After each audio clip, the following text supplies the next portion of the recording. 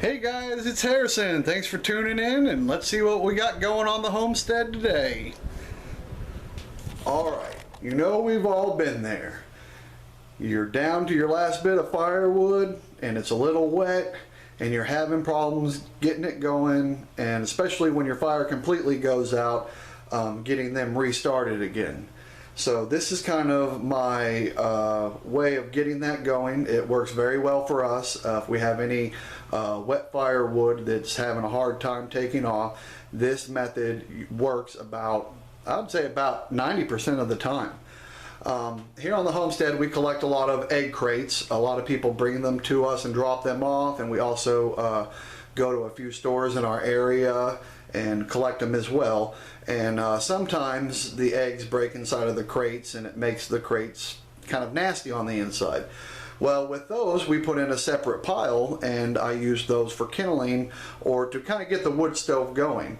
And it's really great. They take off real fast, and when you stack them about 3 on top of each other and lay them in sections of 3, it will provide enough kindling underneath it if you put your wet stuff on top of it to keep it going and take right off for you.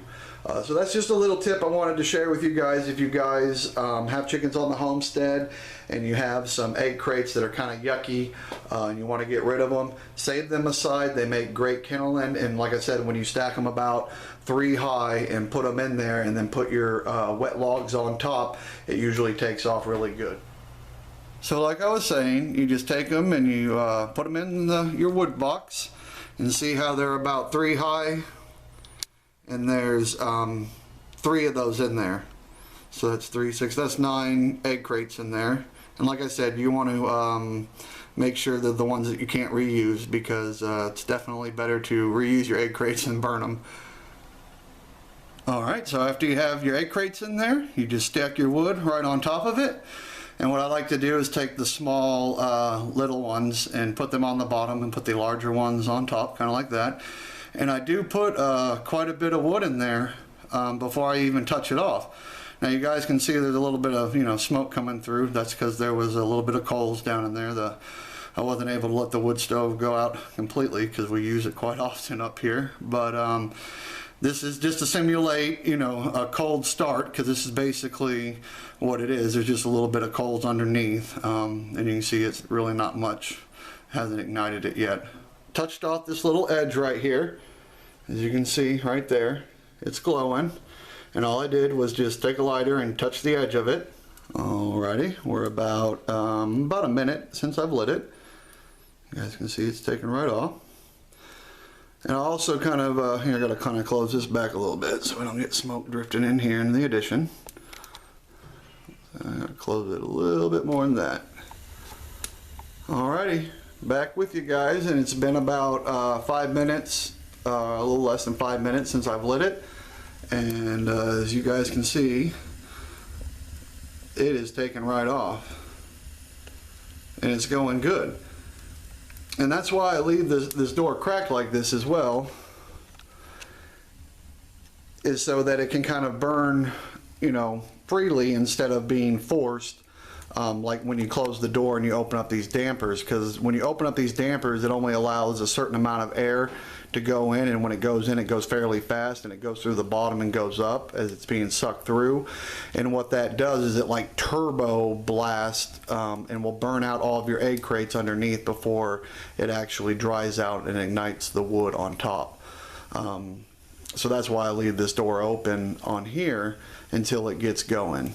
And usually when I'm getting it going, I will sit right here in front of the wood stove until it gets going, and I will not get up and walk away until I have the door closed and the dampers adjusted. So when your door is left open like this, you need to be by your wood stove and monitoring, because a little amber inside of there can pop, come out here on the floor and start a whole mess. So make sure when you're getting your wood stove going to stay by it.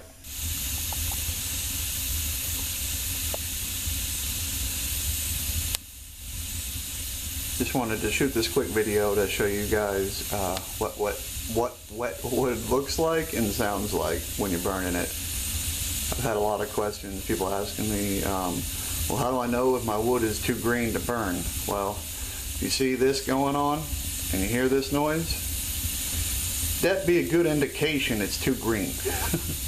Now, like I said, I don't normally burn green wood, but I wanted to do this demonstration to let you guys know this is what it looks like and sounds like when your wood is too green to burn.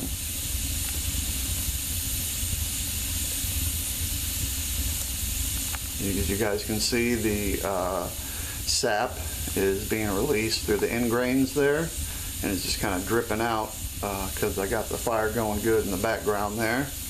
Got a lot of heat to it, and that's an important thing too when you guys are burning wet firewood. You want to make sure to keep the heat up high on it and keep it going. Wet firewood creates a lot of creosote in the pipes, and you want to make sure to keep that down to a minimum, and the best way to do that is to burn it hot. Not too hot though. We're probably at about 6 minutes since I lit the first corner of that egg crate, and I will scroll up here and show you what the temperature is already going out. As you guys can see, it is almost at optimal burning. So like I said, if you guys were looking at a way to get your wet wood going fast, this is a good way to do it. I don't normally suggest you guys burning wet wood, but I know we've all been in that situation where it's all we've had.